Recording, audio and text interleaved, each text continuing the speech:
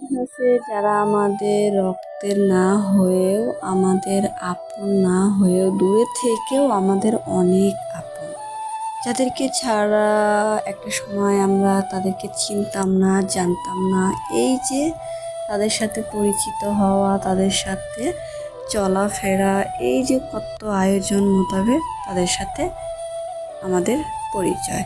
So hello everyone, আসসালামু আলাইকুম। সবাই কেমন আছেন? আশা করি আলহামদুলিল্লাহ ভালো আছেন। আমিও আছি আলহামদুলিল্লাহ ভালো। তো আমি কার কথা বলতেছি অবশ্য আপনারা সেটা জানেন না।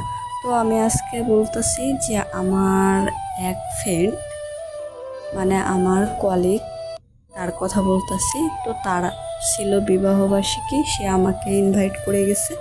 তো ইনভাইট করে গেছে, এর জন্য আমি সুন্দরভাবে রেডি হয়ে কিন্তু গোছগাছ হয়ে বের হয়ে পড়েছি। তো বের হয়ে পরে এদিকে আমি একটু মণিপুর গেছি, আর মণিপুর যায়া এই যে কেনাকাটা করব। তো তার জন্য কি কিনবো সেটাই প্ল্যানিং করতেছি। তো যাই হোক, ভিডিওর মোতাবেক আমি কিন্তু ভয়েস করে একদমই সারতে পারতেছি না যে আসলে কি ভয়েস করবো, কীভাবে করবো। আসলে আমি অনেকটা এক্সাইটেড, যা এক কথা বলার মতো। তো মণিপুর থেকে আমি যে অটো দিয়ে তার বাসার দিকে রওনা হচ্ছিলাম। মণিপুর থেকে আমি সড়কঘাট যাওয়ার জন্য গাড়িতে চলে নিয়েছি। তো আর আমার কাজ কি? আমার কাজই তো আমি কোথায় গেলাম, কীভাবে গেলাম, কীভাবে কী কিনলাম, তো সেটাই কিন্তু আজকে আপনাদের সাথে শেয়ার করতেছি। আর আমি কিভাবে যাচ্ছি আর কেন কতটা এক্সাইটেড সেটাও কিন্তু আপনাদেরকে বলতেছি। তো এই পরিমাণ বাতাস ছিল সড়কঘাটে, এমনিতে অটোগুলোতে উঠতে প্রচুর বাতাস।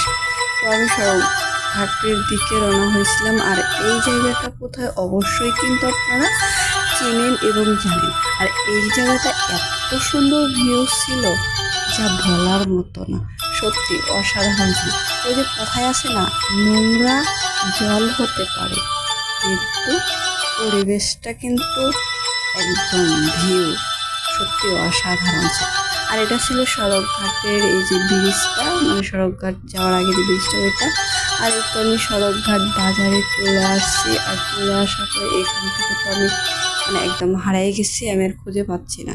তো তারপরে এই যে দাদা আমাকে ফোন দিয়ে বলল যে আমি আসছি, তুমি কি ভুল রাস্তায় চলে গেছো।